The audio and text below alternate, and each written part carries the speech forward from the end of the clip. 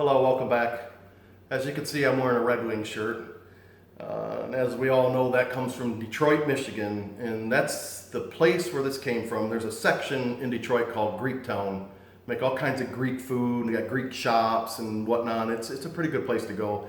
And I had a piece of this for the first time when I was there, and I liked it. It's good.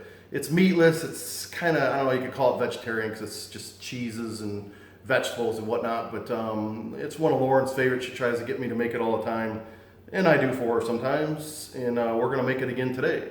It actually has another name called Spanakopita or something like that. I can never say that word properly, so I'll put it in the description and spell it out right, and you can try to say it and see how well you do. But let's go ahead and get started on this. Okay, let's go through some ingredients. 16 ounces of frozen spinach. Obviously, it's thawed now. I have thawed it out in the microwave. There's two packages here. You're using about a pack and a half. That'll give you about 15 ounces, but it requires about 16 ounces. And you gotta dry this out real well. I'll show you later how I do this. I squeeze the water out of this. You do not want to use this with a lot of water in it, or it's gonna get soupy, and you don't want that.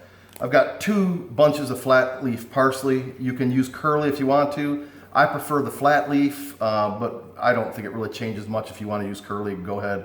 I got 1 large yellow onion, finely chopped it will be. I'll show you that in a minute. 2 garlic cloves minced up. 2 tablespoons of some olive oil.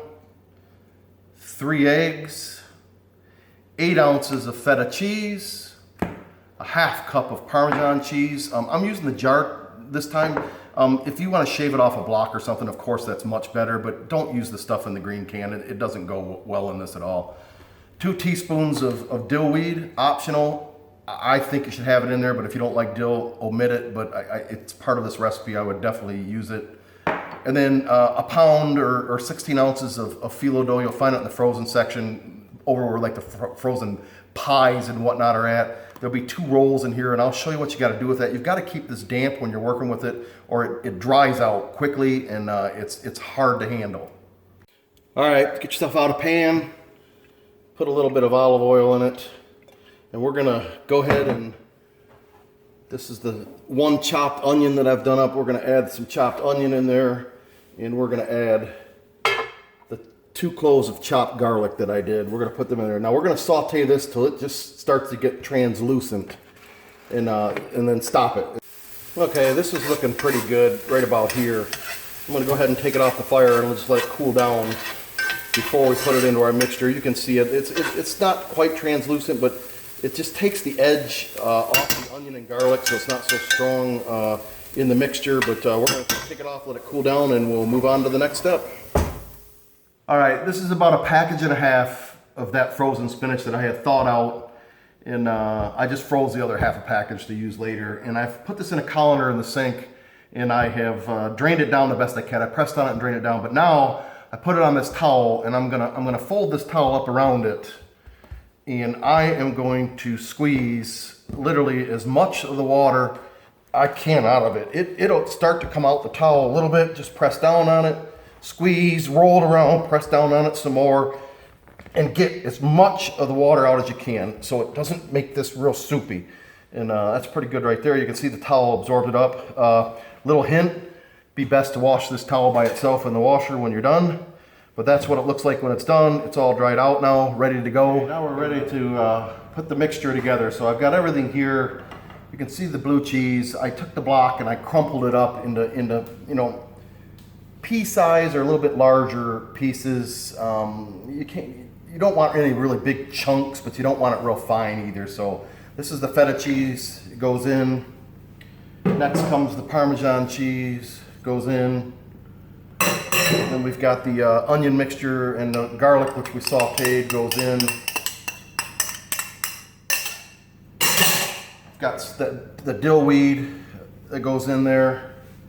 This is the spinach that we did earlier, goes in there. We've got 3 eggs that I'm going to just slightly beat, and then we're going to put those also in there. Then I didn't say in the beginning, but you want to add a little bit of pepper also. Just kind of the taste. This is like about a teaspoon. I think that's usually pretty good. So about a teaspoon of pepper. And then I chopped the parsley up. Now remove the stems off the parsley all the way up to the leaves. Just get rid of the stems, don't use them. So cut all this all the way up there at the stem, and then just dice it up or chop it up till it looks, you know, about this texture right here. Then that goes in. So the only thing I'm gonna do now is get my hands nice and dirty. I'm gonna mix all this up, and then we'll come back and we'll put it together. All right, the fila dough. Fila dough can be a little tricky to work with. It's kind of delicate and whatnot. So just get it out of the thing and unroll it like this, and then reach in here to the middle of it like it, and just fold it back like this. And then the key here is you've got to keep this kind of damp to work with it. So when you're not working with it or in between, whatever, just throw a damp towel over it and let it sit. I'm gonna let it sit like this until I get ready. We're gonna come back and we're gonna start. Okay, we're gonna start to assemble. The fila dough, like I said, can be a little tricky to work with. You want to try to do it a sheet or 2 sheets at a time if you can. And if it comes off in pieces or it breaks like that one just did, don't panic about it. Just lay it down. But I got her helping me out on this. Lauren helped me out because with 2 people, it's just a lot easier and goes a lot faster than 1 person. You can do it yourself, but it's easier too. Now, I put a sheet in on the bottom this way, then you're gonna see I turn sideways and put 2 sheets down, and I alternate. So I'll go now with a sheet in this direction, okay, like that. Put it in here. Just stuff it down on the sides. Don't get too worried about it. It's fila dough. You want it to be crunchy. So if it kind of falls apart on you a little bit or something, it's not that big of a disaster. Another sheet, then I'll go down in this direction again. Pull it up on the walls. She's gonna olive oil it, continually olive oil it. She likes to use her hands. You could do a brush if you want to. There's no problem with that, but she likes to use her hands and keep spreading olive oil on it. That's the key. And then now I'll rotate this sheet, and I'm gonna go right down to the bottom, flat on the bottom in this direction again. She's gonna do it. I'm gonna do one more pass, and then we're gonna shut this off. And I'm gonna use 1 roll of the fila dough. There's 2 rolls in the package. This will be 1 whole roll will go on the bottom. So again, I'm gonna lay it on its side. Kind of cover the side like that. She's gonna coat it. I'm gonna lay another piece on its side. She's gonna go ahead and go in there and coat it. And go ahead and let it hang all over sides and whatnot. We're gonna cut all that off later, and I'll show you what I do with it. And then we're gonna put, again, now I'm going to change directions, and I'm going to go flat on the bottom in this direction, and she'll coat it. We're going to keep going until this whole roll is gone. Okay, we've got those all on the bottom now. Now listen, when you're putting these down and you get 2 sheets or maybe 3, don't sit there and try to separate them or anything. Just keep putting them down. If they tear on you, just straighten them up the best you can. If they're wrinkled in there and stuff, it's great because when it bakes, it just makes it even more fluffy. So don't get discouraged if you're doing this and the sheet tears on you here and there, or if you get 3 sheets on one and 2 sheets on the other. Don't be getting worried about that. But now that we've got this like this, we're gonna go ahead and just add this filling that we made. And yes, my hands are clean. I've washed them like 20 times today, and not just because I'm making food, because of this COVID-19 that everybody's dealing with. I'm obsessive about washing my hands, so I guarantee you they're clean. So get as much as you can in there, and then I'm just gonna take this with my hands, and I'm gonna spread it out in here as even as I can get it. And then I'm gonna open up another one of these fila doughs, cover it with paper towel, the other roll, and we're gonna go ahead and top this and cover it. So we'll be back to show you that. Okay, so the same process for the top here. I've got my wet rag over this. Sometimes you have to put it on in about the middle of when you're doing it. Sometimes you can get all the way through and not have to do it again. It just depends how dry this fila dough is. This stuff has been working pretty good for me. So I'm gonna peel a couple sheets off here and start it. I'll lay it down flat on the top. She'll go ahead and smear olive oil on it to keep it in. If you don't smear olive oil on it, it will get dry on you really quick. And the other reason for olive oil is it helps it bake and it makes it very flaky, and that's what we're looking for. So we'll lay another sheet sideways like this.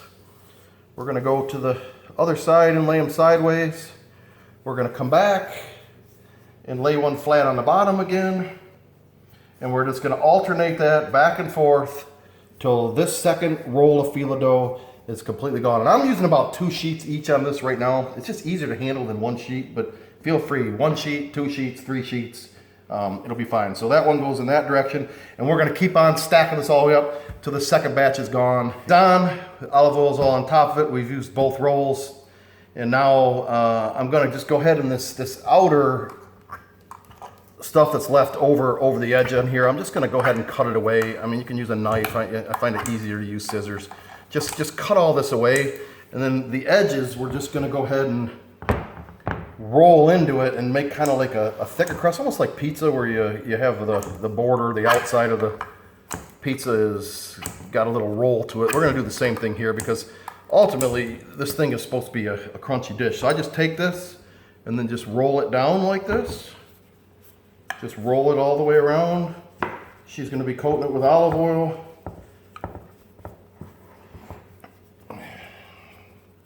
And really, right now, except for one more trick I'm going to teach you in a second here that's kind of important.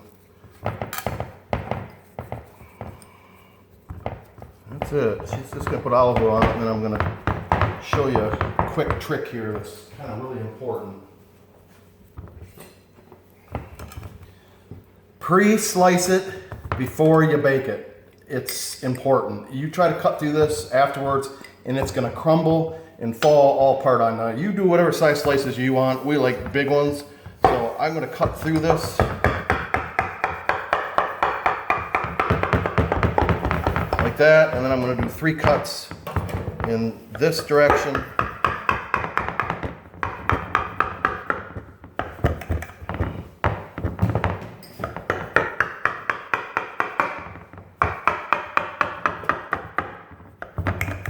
And that's it.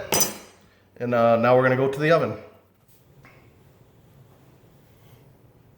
Okay, all we gotta do now is put it in a 325 degree oven, and it's gonna bake right around an hour, or until it gets nice and golden brown on top of it. You don't want it to burn, but nice and golden brown, but it takes about an hour at 325.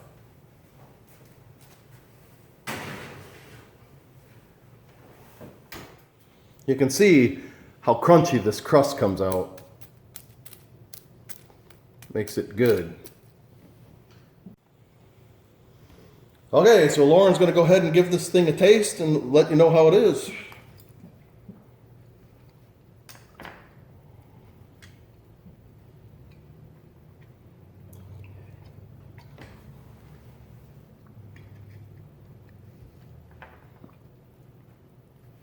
Best spinach pie ever.